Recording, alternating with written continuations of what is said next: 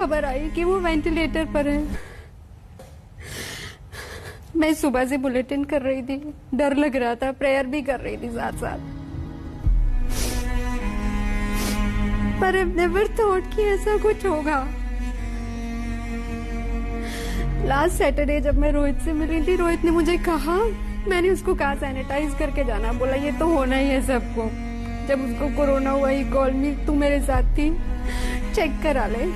मैंने कहा नहीं मैं ठीक हूँ, तुम जल्दी ठीक होके आ जाना। इजट की 2 मई को तो आ जाऊंगा, अच्छा 29 को आ जाऊंगा, 30 को आ जाऊंगा। मुझे नहीं पता तो उसकी खबर आएगी ऐसे।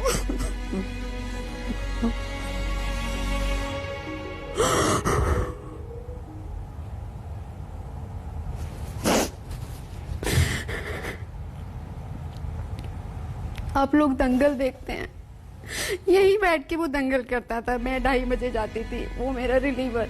रोहित तुम आ गए, अच्छा मैं मेकअप उतार लूं, हाँ तू जा, अब मैं आ गया हूँ, हाँ मैं हूँ तू जा। परिवार में सब साथ बैठते थे, बच्चों के बर्थडे साथ बनाते थे हम लोग। कभी नहीं सोचा था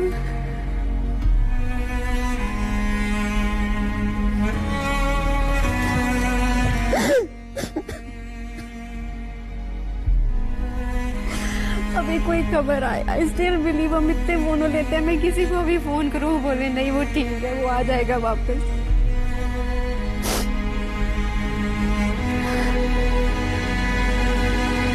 रोहित तुम्हारी फैमिली की नहीं है, हम लोगों के लिए बहुत बड़ा लॉस है, मेरे लिए बहुत बड़ा लॉस है।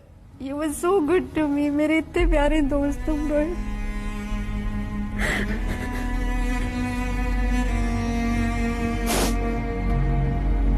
चित्रा, चित्रा मैं क्या पूछूं तुमसे, क्या पूछूं चित्रा, अब तो कोई शब्द ही नहीं है पूछने के लिए।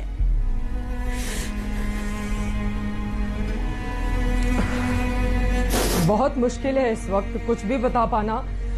तकरीबन 12 बजे के आसपास ये खबर सामने आती है और तब से हम लोग भगवान से ये प्रार्थना कर रहे होते हैं कि हे भगवान ये गलत खबर साबित हो जाए।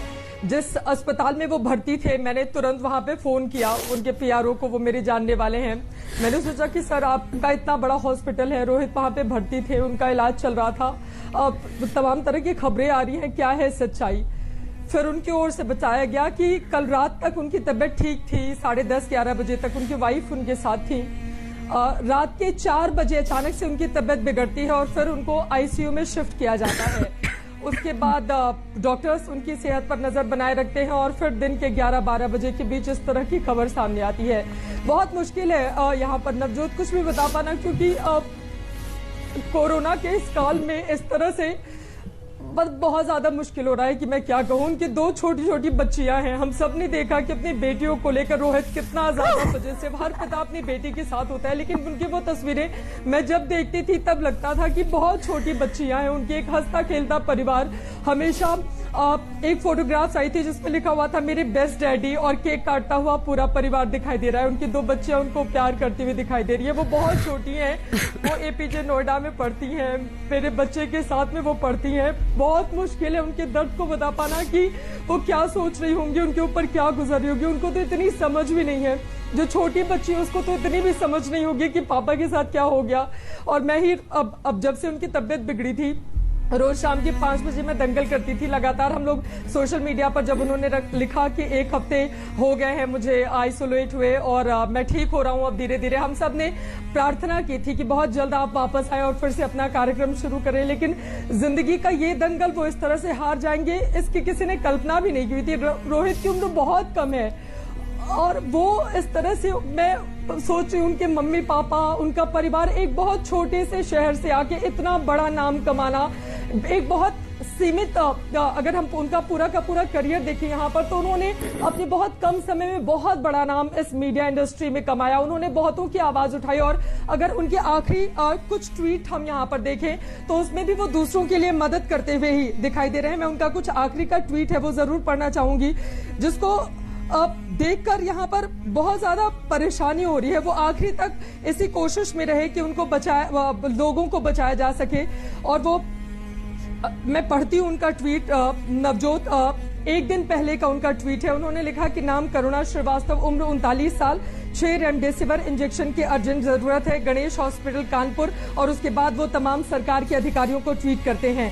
उसी दिन वो इस बात का भी जिक्र करते हैं कि कैसे कोरोना मरीज को 25 किलोमीटर ले जाने के लिए एम्बुलेंस से 42,000 रुपए लिए। इस तरह से फिर एक वो लिखते हैं कि रेमडेसिविर के लिए कैसे सीएमओ के पैर पकड़कर गिड़गिड़ाती हुई एक महिला, और उसके बावजूद वो अपने इकलौते बेटे की जान नहीं बचा सकी। वो लगातार अपनी इन बातों के जरिए बताते रहे हैं पत्रकारिता का जो मूल मकसद रहा उसको वो साधते रहे। शाम 5 बजे का शो, मतलब रोहित सरदाना। लेकिन अभी जो कुछ भी हम सबके ऊपर गुजर रहा है, यकीन कर पाना नवजोत बहुत मुश्किल है कि रोहित हमारे बीच नहीं रहे। लेकिन ये लाइन आप सबसे ज्यादा मुश्किल चित्रा बार ये लगता है कि नहीं, ये झूठ है, ये झूठ है, हमेशा ये लग रहा है। अंजना और सईद, अल्फाज ही नहीं है, क्या पूछूं, आज तो मेरे पास सवाल ही खत्म हो गया। अंजना,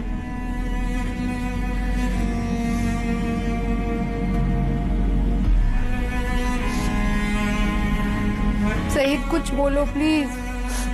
क्या क्या क्या बोलूं नवजोत, पूरे हिंदुस्तान से फोन आ रहे और सिर्फ एक सबसे ये निकल रहा है कि हम अपने रोहित को नहीं बचा पाए। और क्या क्या बोलूं मैं, जब फोन कर रहे किसका फोन उठाऊं, किसका फोन नहीं उठाऊं।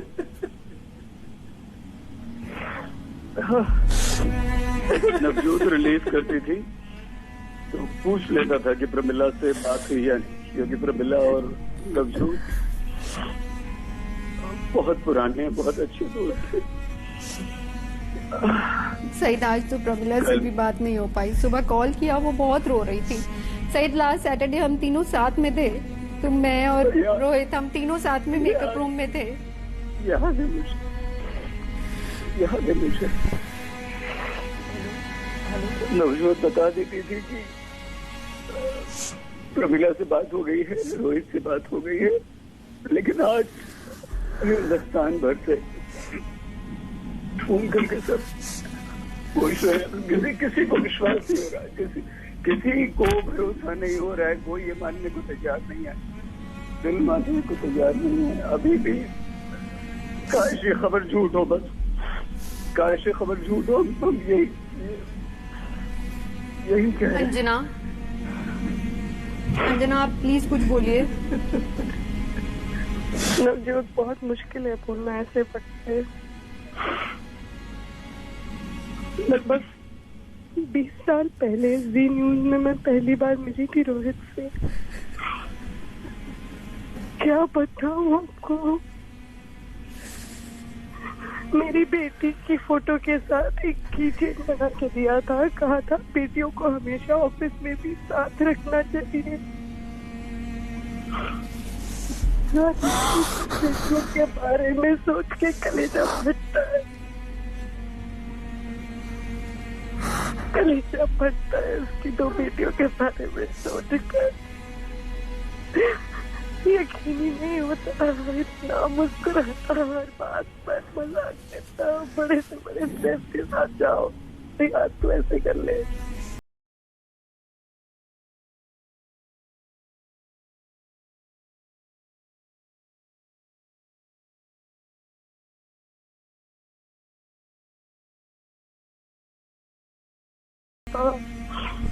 हर किसी की जिंदगी को छूता था, ये करना है, ये कर ले, वो करना है, ऐसे कर ले। इसके पास हर किसी का उपाय होता था, हर मुश्किल का।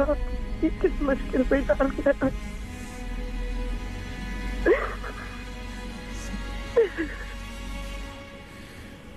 उसकी पत्नी हमारे रिपोर्टर प्रमिला इतनी मेहनती बच्ची,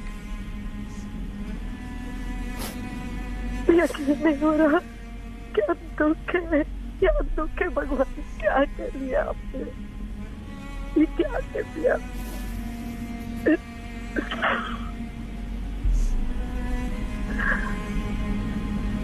अपनी बेटी ये फोटो सामने रखता था, इतना प्यार करता था अपने बच्चों को।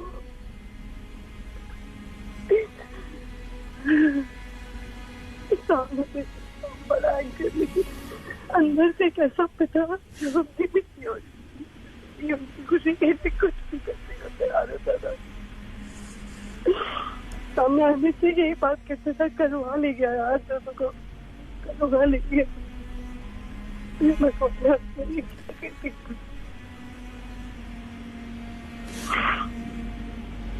हर मुश्किल के लिए उसके पास कोई ना कोई मजाक, कोई ना कोई उपाय होता था।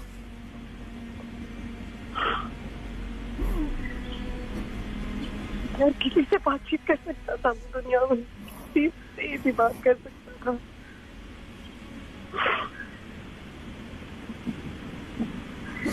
चेहरे से मुस्कुराहट कर कोई नहीं भूल पाएगा। कई लोग जो सिर्फ पर्दे पर देखते थे वो नहीं जानते थे निजी जिंदगी में कितना खुश मिजाज और कितना शौकीन लड़का था।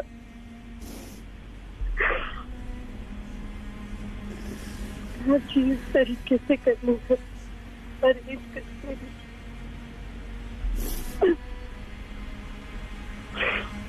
बबलिंग में आइडिया ये कर सकते हैं, वो कर सकते हैं।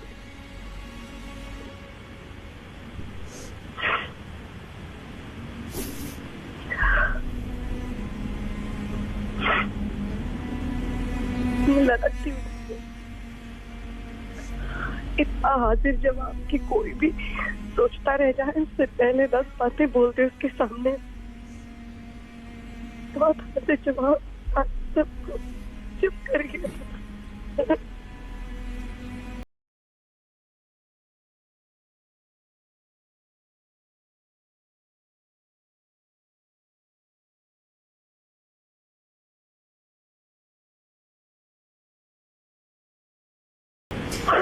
अंजना कोई शब्द ही नहीं, आज हम कुछ नहीं बोल पा रहे। सही, आप कुछ बोलिए। मुझे अभी भी ऐसा लग रहा है, मैं स्टूडियो बैठी, मुझे ऐसा लग रहा है बगल से अभी निकलेगा रोहित, आ जाएगा। ठीक है, अब मुझे आप, मैं आ गया हूँ।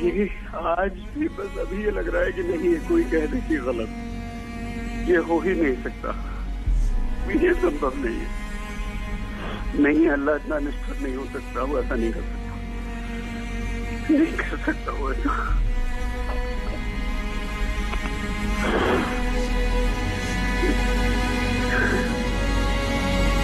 कैसे हम एक दूसरे को देखेंगे, कैसे हम एक दूसरे को फेस करेंगे,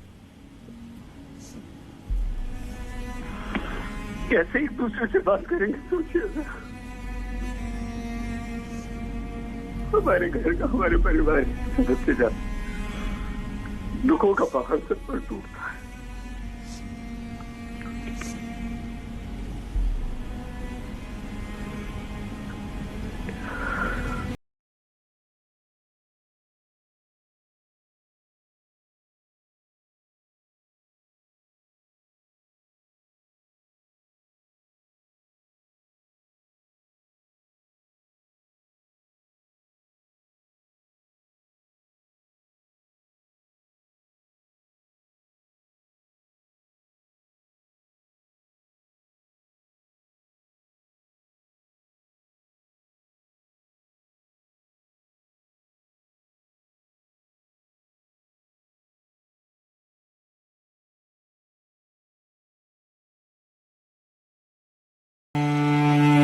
ये हिंदुस्तान है और ये हमारा इम्तिहान है।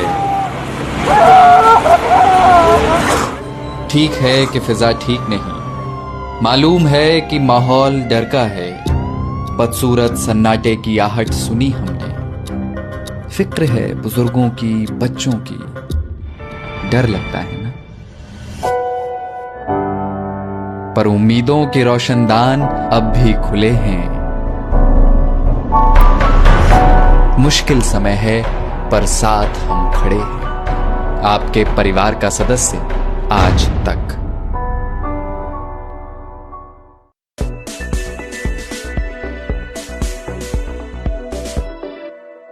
तो कोरोना के बढ़ते मामले और इस पर लगाम लगाने के लिए सबसे बड़ा रामबाण जो माना जा रहा है वो है वैक्सीन। लेकिन वैक्सीन को लेकर तमाम तरह के संशय लोगों के जहन में है।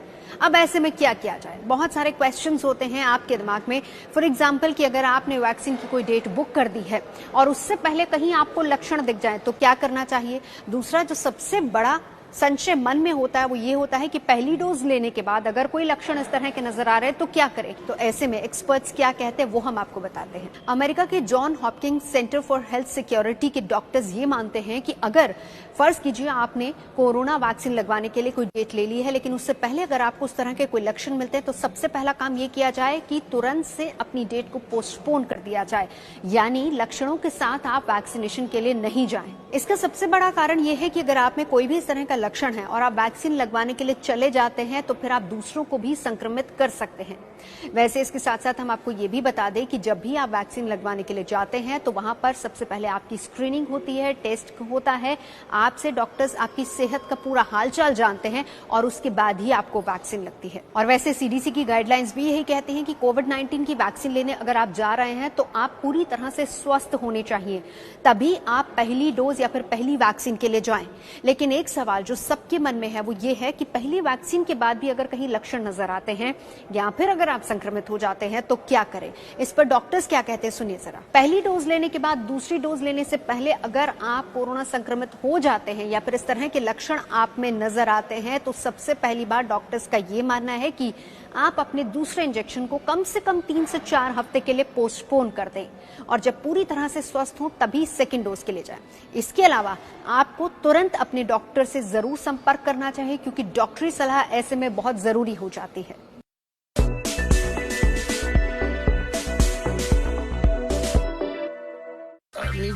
और नथु क्या खबर है? खबर बहुत खराब है पप्पू भैया, अभी भी कुछ भी हो सकता है। बड़े बड़े टैंक आ रहे हैं। अरे हम भी तो फाइटर प्लेन लेके आएंगे ना, खट खट खट खट खट खट खट मुंह तोड़ जवाब देंगे ऐसे। समाचार सुना रहे हो या अफवाह फैला रहे हो? ऐसी खबरों की हजामत करते हैं हम। खबरों के लिए आज तक, अफवाहों के लिए कोई। आज तक सबसे तेज।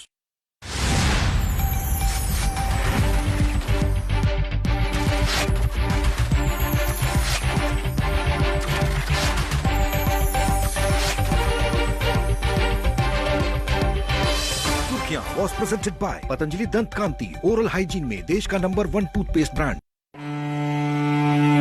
ये हिंदुस्तान है और ये हमारा इम्तिहान है। ठीक है कि फिजा ठीक नहीं, मालूम है कि माहौल डर का है।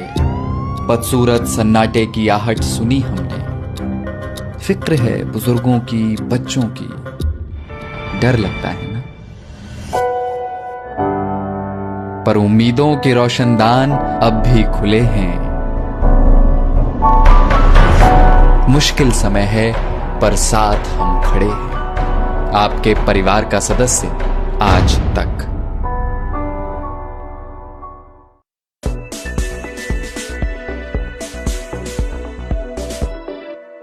क्या आपने कोरोना वैक्सीन लगवा ली है? क्या आपने हेल्थ इंश्योरेंस ले रखा है? अगर आपने हेल्थ इंश्योरेंस ले रखा है, आपने कोरोना वैक्सीन लगा ली है और उसके बाद आप किसी भी कारणवश कोरोना वैक्सीन लगवाने के बाद अगर बीमार पड़ते हैं, हॉस्पिटल में एडमिट होते हैं, तो कोई भी इंश्योरेंस कंपनी आपको हॉस्पिटल का खर्च, आपके इलाज का खर्च देने से मना नहीं कर सकती है। IRDAI यानी कि insurance regulatory and development authority of India ने यह साफ कर दिया है कि कोई भी health insurance company corona vaccine लेने के बाद अगर आप बीमार पड़ते हैं तो आपको खर्च देने से इनकार नहीं कर सकती, वो पूरा खर्च आपको देगी। मतलब साफ तौर पर यह हुआ कि अगर आपने हेल्थ इंश्योरेंस ले रखा है, कोरोना वैक्सीन लगवाने के बाद आपको कोई तकलीफ होती है, आप हॉस्पिटल में बीमार होते हैं, तो कोई भी हेल्थ इंश्योरेंस कंपनी ये कहते हुए कि क्योंकि आपने कोरोना वैक्सीन लगवाई है इसलिए आप बीमार पड़े हैं, इसलिए हम आपको पैसा नहीं देंगे, ऐसा नहीं कह सकती। अगर वो ऐसा करेगी, ऐसा कहेगी या आपके इलाज का पैसा नहीं देगी तो मुसीबत में पड़ेगी, सरकार उस पर कार्रवाई करेगी। IRDAI ने आगे कहा है, मीडिया में इस तरह की खबरें आई जिनसे इस बात को लेकर संदेह कायम हुआ कि कोविड-19 टीकाकरण की वजह से किसी प्रतिकूल हालत में अस्पताल में भर्ती होने पर स्वास्थ्य बीमा पॉलिसी के तहत कवर होगा या नहीं। इसलिए ये स्पष्ट किया जाता है कि कोविड-19 टीकाकरण के बाद किसी प्रतिकूल प्रतिक्रिया की वजह से अस्पताल में भर्ती होने की हालत में भर्ती होने का खर्च स्वास्थ्य बीमा में कवर किया जाएगा। इसके लिए बीमा कंपनी ने जो पहले से नियम शर्तें बता रखी होंगी उन्हीं का पालन करना होगा। कुछ हेल्थ वर्कर्स ने बीमा कंपनियों से यह सवाल किया था कि कोरोना वैक्सीन लगवाने के बाद अगर कोई बीमार पड़ता है तो क्या आप उसका पूरा खर्च उठाएंगे। इसके जवाब में IRDAI ने यह स्पष्ट कर दिया है कि हां, बीमा कंपनियों को पूरा खर्च देना होगा। बीमा कंपनियां किसी भी तरह से मना नहीं कर सकती हैं। तो अगर आपने हेल्थ इंश्योरेंस ले रखा है तो आपको डरने की जरूरत नहीं है और आप इस बात से भी मत डरिए कि आप कोरोना वैक्सीन लेंगे और अगर उसके बाद आपको कोई तकलीफ होती है, अस्पताल में भर्ती होना पड़ता है, तो आपकी बीमा कवर करने वाली कंपनी आपको पैसा देने से या आपका इलाज करवाने से मना कर सकती है। ऐसा बिल्कुल नहीं होगा। सरकार ने स्पष्ट कर दिया है कि बीमा कंपनी को, आपको कवर करने वाली बीमा हेल्थ इंश्योरेंस कंपनी को आपका पूरा खर्च, आपके इलाज का पूरा खर्च उठाना होगा।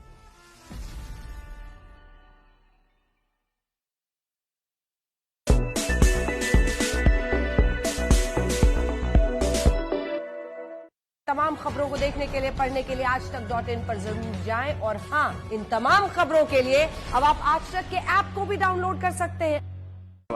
Presented by Nerolac excel mica marble, mica की शक्ति, मार्बल की शान।